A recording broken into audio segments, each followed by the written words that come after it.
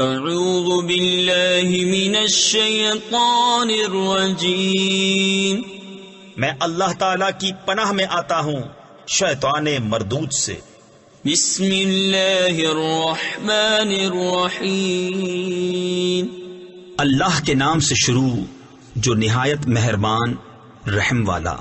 الحمد للہ رب العالمین الرحمن الرحیم مالک یوم الدین، ایاک نعبد و ایاک نستعین۔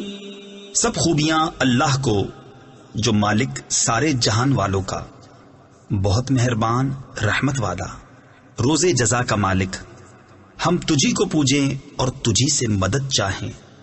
تفسیر خزائن العرفان میں ہے، اس میں یہ تعلیم فرمائی کہ مدد بالواسطہ ہو یا بلا واسطہ، ہر طرح اللہ تعالی کے ساتھ خاص ہے۔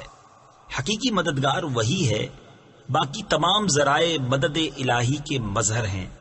اس سے یہ سمجھنا کہ اولیاء اور انبیاء سے مدد چاہنا شرک ہے، عقیدہ باطلہ ہے، کیونکہ مقربان حق کا مدد فرمانا اللہ عز و جل ہی کی مدد ہے، غیر سے مدد مانگنا نہیں۔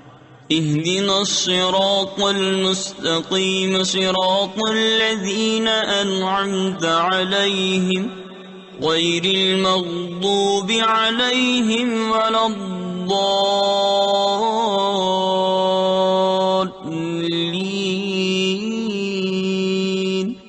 ہم کو سیدھا راستہ چلا، راستہ ان کا جن پر تو نے احسان کیا، نہ ان کا جن پر غضب ہوا اور نہ بہکے ہووں کا۔